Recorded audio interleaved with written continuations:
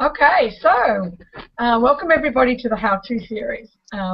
It's an amazing concept of taking NLP, or that was my idea, from this big to this big, because I'm called the Down-to-Earth Coach.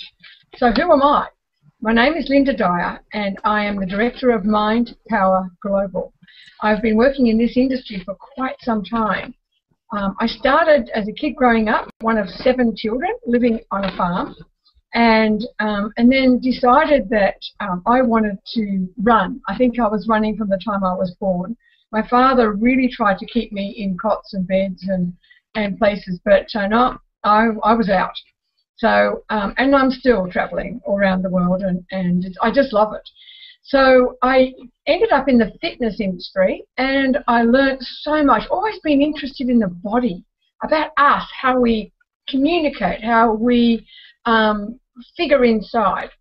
And so started in the fitness industry, moved over to nutrition, and from there came across personal development. A guy by the name of Bob Proctor, of many of you may know, he was part of the personal development program of the nutritional company that I joined. And so all of a sudden I was then exposed to the power of the mind. And it was like a whole new lease of life for me. I just loved it. I went up to the guy that was administrating this first course, or facilitating the course, and he said, I said to him, I'll be teaching this one day, and he said, you just get good at your nutrition. I think he felt threatened. However, I'm true to my word, and of course I became one of Bob Proctor's first facilitators here in Australia and became his #1 facilitator around the Asia Pacific area. I then moved on, I'm always looking for the next level, so I moved on to NLP, Neuro-Linguistic Programming, and decided that not only would I like to train and coach it, I'd like to get a program out to you guys so you can have it at your beck and call. So it's all about achieving your greatest potential, and if I can assist you to do that, because I understood that some of the facilitators out there don't quite bring it down to a level at which I believe we all get. And so if I could just take information and bring it down to a down-to-earth level, and the success I've had from that has been astounding. So that's what it's all about, and that's who I am. Okay, so let's have a look at the first of the series, talking about how to take action after The Secret. Why did I choose this title? Well, do you know, after I was one of 58 people filmed for The Secret, a lot of people came up to me and said, yes, well, one of the things that they found trouble with was that it was like The Secret was saying you could just believe something and it would fall out of the sky. And it didn't really, in their mind, give them an idea that they need to take some action towards that. And while it's great to believe, and there's many times where things do come to you, it's so important to act. In fact, the scenario is to decide to do something. Believe and act. In other words, when we believe and act, I believe they rotate. And when they rotate, the more you act, the more you believe, the more you believe, the more you act. Yeah? And so in a way, when I look at many of the goals I've achieved, even recently, I believed in something, I started to act on it, and I couldn't let it go. It's like a baby growing inside of you, because when you believe and you act, then you've got a bigger belief around how you can do it, so you give a bigger action to it, then a bigger belief, then more action, and then all of a sudden the key is to expect. And when you expect, then you know it's going to come to you. For example, I had lupus, so imagine if I could believe to be well. First of all, what is lupus? It's a disease of the immune system that people die from. So imagine a belief that I could become well when people are dying from it, you know, virtually daily. So I just had a belief that I could become well. I started to act on that belief. I walked out of the clinics that I was involved in, got myself some ideas, and started to act. I truly believed that I could do this. Is it overnight? No, no one's saying that. But that belief and that action, and I knew the process. So I acted on it, and every day I acted on it, and I found people that could work with me. And then I expected, when I expect that good health to come to me, then it will. So I gave myself a picture of when I was the wellest, the most well, playing representative tennis. I believed I could get back to that. I changed my diet. I bought a juicer. I bought the books on people who had made great change in their partners, etc. And I acted. And then I started to really believe that it was going to happen. And so as I believed it was going to happen, the more I believed it was going to happen from my actions, the more it did happen. And of course, today I'm well. So taking action after The Secret is absolutely the most powerful thing you can do, especially when you nick it up with belief. So let's have a look at how you relieve anxiety. Well, what is anxiety? Is it based on fear? What is it based on? Why do we become anxious about something? Well, do you know that anxiety is the inability to see something successful in the future? That's it! Huge, eh? It's the inability to see something successful in the future. Now, check this out. Your unconscious mind has knows no difference between what is real, in other words, what is real today, and what is believable for the future. And so it runs on a symbol. So imagine if you could just believe that whatever you're anxious about could become successful. All you need to do is take 3 steps, 1, 2, 3, into the future. Stand there and ask your subconscious mind, what does this look like successful? How does this new project, this new venture I'm going into, how does this new degree or schooling or child or family or marriage, how does it look completely successful? What are the sorts of, who do I have to be and what are the sorts of actions I need to take to allow it to be successful? And allow the subconscious mind to answer you. In other words, who do you have to be? What do you have to learn? What's really going on? What does it look like? Get yourself a picture of success, yeah? Then come back and write it out. So now you've actually seen that in the future where you're not anxious, you've seen a totally workable solution to whatever you were previously anxious about. And now you can step into that anytime you want and start creating the action plan to go and achieve it.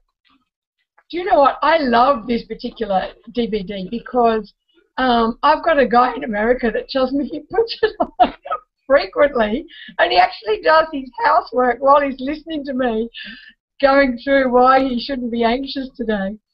I can also tell you another story of a lady that had a $6.2 million goal, but she became really anxious about it in real estate. She not only achieved her goal because I taught her how to step into the future, she achieved it before the time, and so she rings me up in October and says, hey, what do I do now? I've already achieved my goal. I said, well, it must have been puny, so you better set another one. And she went, oh, I know how to do it now. And I said, of course you do. So that's how calming relieving anxiety. It's just the inability to see something successful in the future. Have a look at what it looks like being successful and go make it. Okay, so now we've got the exciting topic of how to become financially free. So how many of you out there would love to do that? Yeah? I'm sure every one of you do.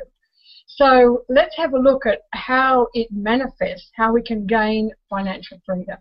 And you know what? When I learned this process, one thing after another, I just made it happen because I had to, like I said in the very first part of this, I had to believe. And I had to look at my programming. And what does that mean? It means that when you were raised, especially in those first 7 years, what was the language that was given to you around finances? What was the language? How many of you had that statement said to you, we can't afford that? And said it not only once, but twice and 3 times and 4 times and 5 times. And so you started to believe that you can't afford that. And so you took that. It's like walking around with blinkers on. Have you seen a horse with blinkers on? They can only see straight ahead. And while that's great sometimes to do that, when we're looking at financial freedom, we need to take the blinkers off and have a look at where was that statement said to us. And if we no longer want to believe it, can we then eliminate it? Because think about that. After a while, when you asked your parents, could you have something, and the answer continually may have come back saying, no, we can't afford that, you stopped asking because you knew the answer. Yeah? How many of you are doing it with your children or partner already now? How many of you are doing it in your business? In other words, if you look at The Secret again, it looks at the fact that if you totally focus on money because you don't have any, then you'll continually not have them. We need to look at money as an energy that rotates, your energy. So is money. So that when it comes in, value yourself to pay yourself that 10%. Value that charity to pay those charities that 10%. And then allow money to be that energy that you rotate rather than the be-all and end-all of your life. It's around cause and effect. If you are at effect with money, in other words, if you blame money for where you are and how you behave today, then you are disempowered by it. Think about that. However, if you're at cause around the money not only coming to you, but what you're doing with it and rotating it and moving it forward. You know, I couldn't have gone to China and helped all the people over there. I couldn't have written my book and sent it to 7 different countries. There are so many things I couldn't have done if I hadn't had money. So think of what you would like to do and the universe will send the money. But if you're in the habit of spending every cent that comes in, yeah, then the universe is going to say, you haven't learnt yet how to deal with it. So think about, number one, your language. What is your language around money? And can you say next when that comes up? And then think about your deservedness for money because you have a plan for it now. And then take that money, use the energy beautifully and calmly, and become at cause. Be responsible for your world around your money and value you. So let's have a look at how you can set and achieve goals. This is such an interesting topic. You know, in many personal development programs that are out there, they teach you to write out your goal. Yeah. So we're writing it out. I am so happy and grateful now that I, and that puts the goal in the present tense. However, when we write out the goal, did you know that according to Professor Snyder from Sydney University, it's only 4% of you that's actually going for the goal, because that is what our conscious mind is, 4%. So with willpower only, we can head for that goal. That's one of our intellectual factors. Yeah, so I can say, okay, I want that house, or I want that car, or I want whatever. That's what I started with. I started with the new car. Yeah, then I moved to the next house. Then I thought, well, this works. I might as well go to property development.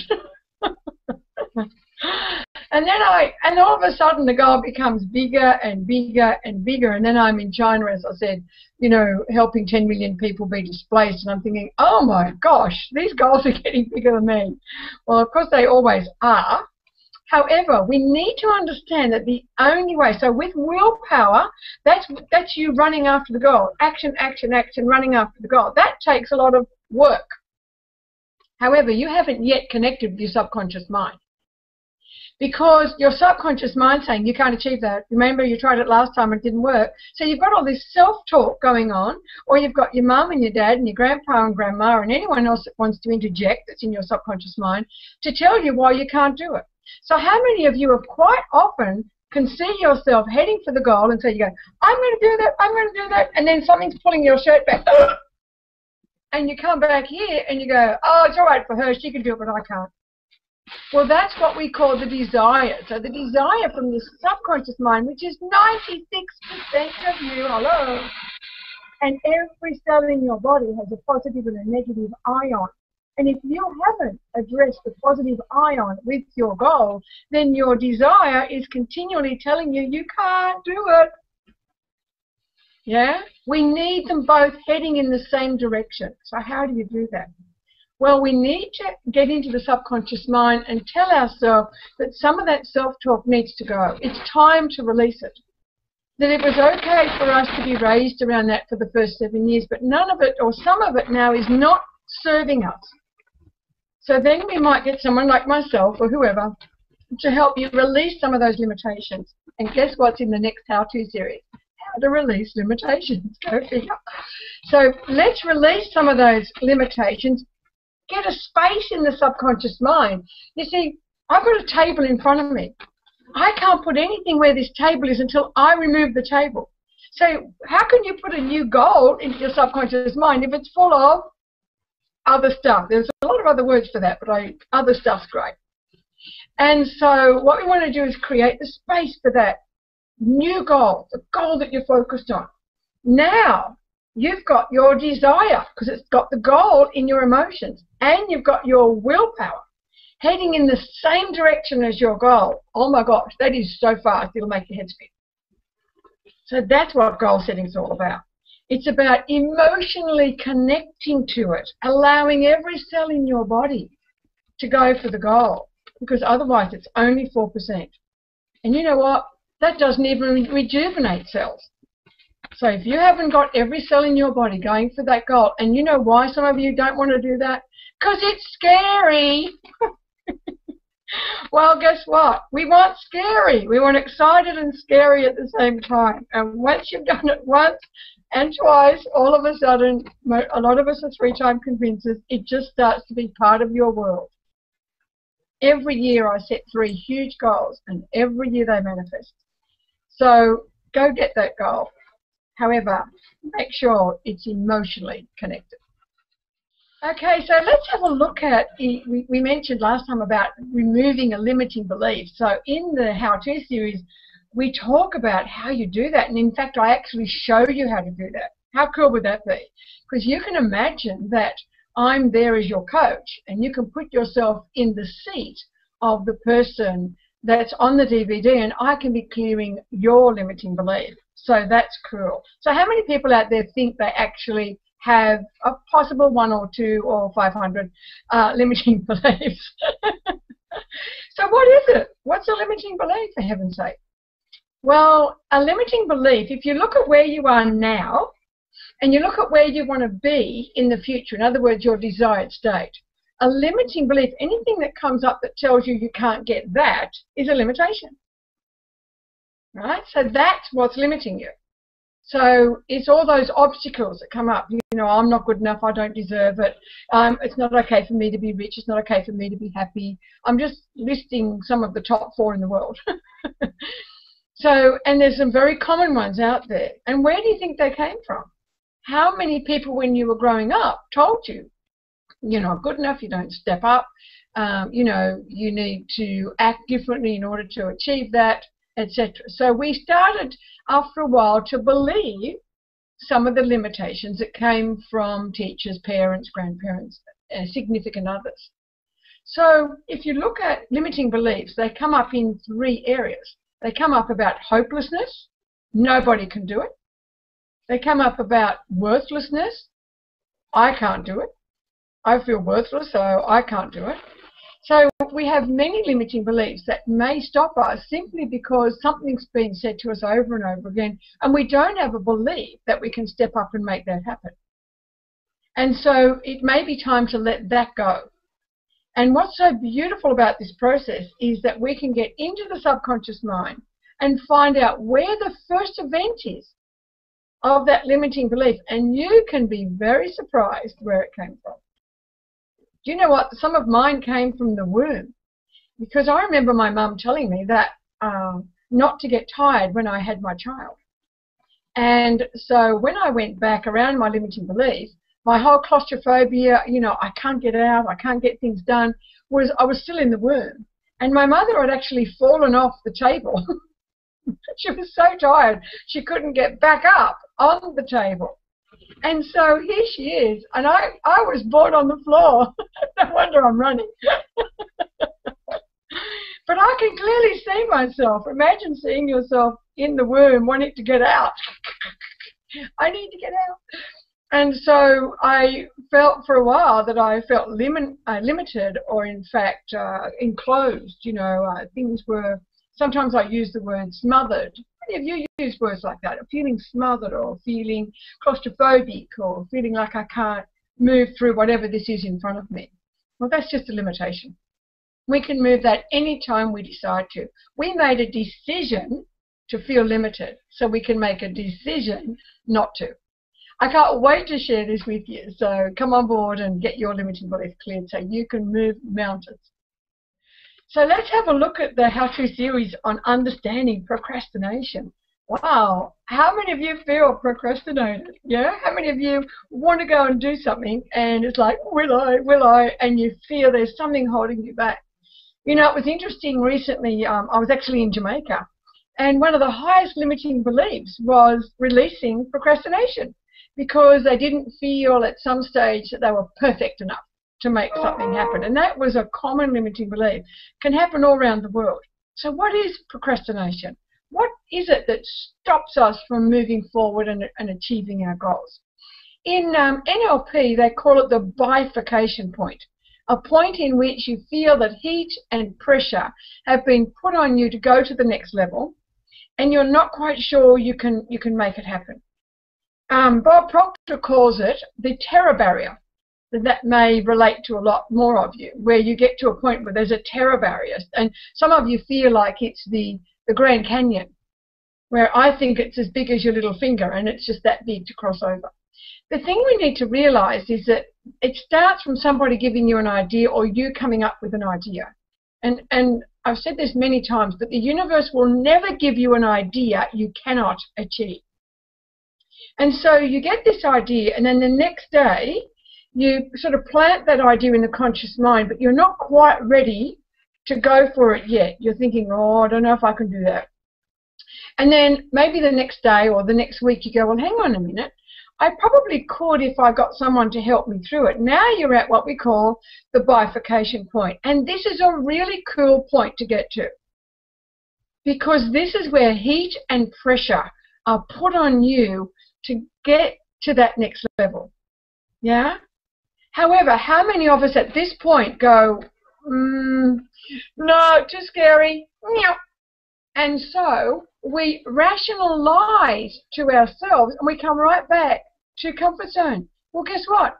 Comfort zone is a decline. It's an absolute decline. If you think of energy moving in one direction or another, there isn't any comfort zone. Comfort zone is you declining. It's not even staying safe. And it's usually safety and security that gets us back to that comfort zone. And we start rationalizing, oh, we don't need that house and we don't need that car. We're okay.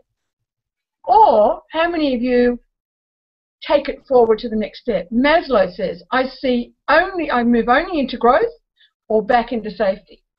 But how do we do that? Remember when we did goal setting? We said that you needed to get that goal and bring it into the subconscious. That's what gives you the confusion. Because now the subconscious mind's got why you can't do it and how you can do it. Moving forward can't, moving forward can't. All you've got to do is say, you know what, how can I make it happen? And step forward through that, and it's not a Grand Canyon. In fact, so many times you step forward and you think, why didn't I do that sooner? What on earth was all that about? Well, it's about you recognizing that you had some limitations, and for once in your life you decided not to allow them to stop you, because you believe that you're here for a different purpose, a different reason, and it's time you went and made that happen. So step forward into growth, because comfort zone's just a safe place for all of us to get to, and there's no movement in comfort zone other than down. Okay, so why would you bother about getting this how-to series? I think one of the great things about it is that you've got our own coach on call. So imagine being able to just download a DVD, and remember, every one of the DVDs is only 20 minutes long. So it's not rocket science that's going to drag you into a 1 hour, 3 hour conversation with somebody. It's 20 minutes, which I believe is our concentration span. And I think the other great thing is it allows you to move easily and effortlessly through your stuff to make great change. That's what the how-to series is all about.